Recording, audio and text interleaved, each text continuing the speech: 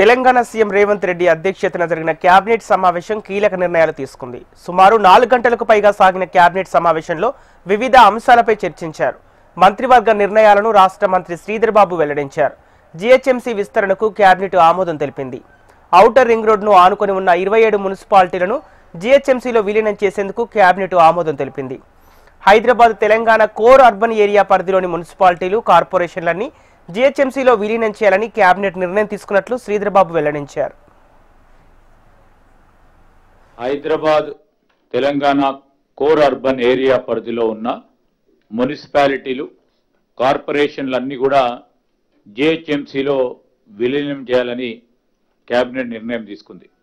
Outer ring road లోపల బయట ఓఆర్ఆర్ను ఆనుకొని ఉన్న 27 అర్బన్ లోకల్ బాడీస్, మున్సిపాలిటీ కానీ కార్పొరేషన్లను జీహెచ్ఎంసీలో విలీనం చేయడానికి కేబినెట్ ఆమోదం తెలిపింది.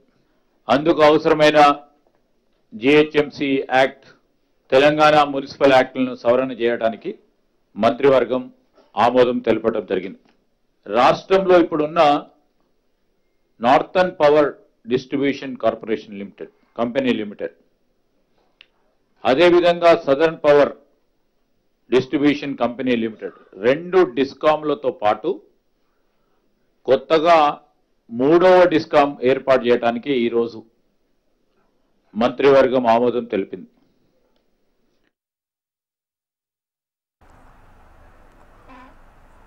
విద్యుత్ డిమాండ్స్ రాబోయే 10 ఏళ్ల వరకు అవసరమైన విద్యుత్ సరఫరా, విద్యుత్ ఉత్పత్తి అంచనాపై కేబినెట్ సమగ్రంగా చర్చించింది. రాష్ట్రంలో ప్రస్తుతం ఉన్న 2 విద్యుత్ డిస్కీమ్లతో పాటు కొత్తగా 3వ డిస్కీమ్ ఏర్పాటు చేసేందుకు మంత్రివర్గం ఆమోదం తెలిపింది. వ్యవసాయ కనెక్షన్లు, lift irrigation schemes, mission Bhagiratha, సురక్షిత మంచినీటి పథకాలు, Hyderabad metro water supply, sewerage board power కనెక్షన్లన్నీ కొత్త డిస్కీమ్ పరిధిలోకి వస్తాయని రాష్ట్ర మంత్రి శ్రీధర్ బాబు వెల్లడించారు.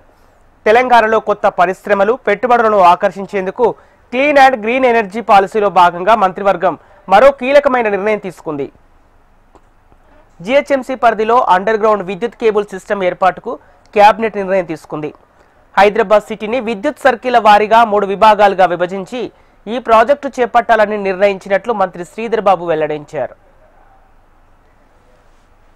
మూడవది, రాష్ట్రంలో పెరుగుతా ఉన్న విద్యుత్ డిమాండ్, రాబోయే 10 ఏళ్లకు అవసరమయ్యే విద్యుత్ సరఫరా, విద్యుత్ ఉత్పత్తి అంచనాలకు కేబినెట్ సమగ్రంగా చర్చించింది.